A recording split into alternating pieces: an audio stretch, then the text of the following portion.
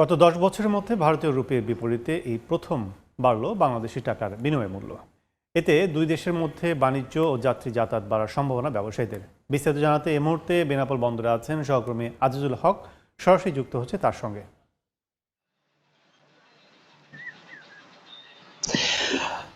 আমার পিছনে যে ছবিটি দেখতে পাচ্ছেন, এই ছবিতে আমার বাম হাতে ভারতের পেট্টাপোল ইমিগ্রেশন এবং আমার ডান হাতে রয়েছে ভারতের পেট্টাপোল স্থলবন্দর।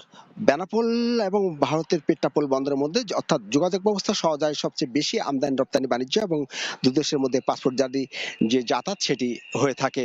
তবে ভারতীয় রুপির বিপরীতে বাংলাদেশি টাকার মান খুব কম থাকায় এই পথে যারা যাতায়াত করতেন বা আমদানি রপ্তানি ব্যবসায়ী করতেন তারা কিন্তু খুব একটা সাশ্রয়ী হতে পারতেন না।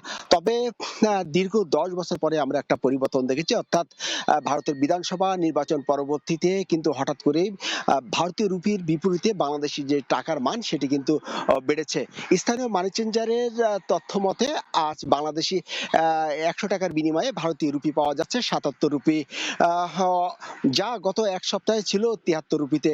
এছাড়া ভারতীয় ১০০ রুপির বিপরীতে বাংলাদেশি টাকা রেট ছিল ১২৭ টাকা, যা এক সপ্তাহ আগে ছিল ১৩৫ টাকা। অর্থাৎ হঠাৎ করে ভারতীয় রুপির বিপরীতে বাংলাদেশি টাকার মান বাড়ায় কিন্তু এই পথে যে আমদানি রপ্তানি বাণিজ্য এবং পাসপোর্টধারী যাতায়াত সেটি কিন্তু আবারও বাড়ার সম্ভাবনা দেখা যাচ্ছে। এ পথে যে সমস্ত পণ্য আমদানি হয়, এই সমস্ত আমদানি পণ্যের মধ্যে শিল্প কারখানার কাঁচামাল সহ জরুরি পণ্য রয়েছে এবং প্রতিদিন চিকিৎসা ব্যবসার কাজে কিন্তু অধিকাংশ মানুষ এ পথে যাতায়াত করে থাকে। তো এই ছিল বেনাপোল স্থলবন্দর থেকে আমার কাছে সর্বশেষ। আমদানি রপ্তানি বাণিজ্যের চিত্র জানতে এখন সরাসরি ছিলাম বেনাপোল স্থলবন্দরে।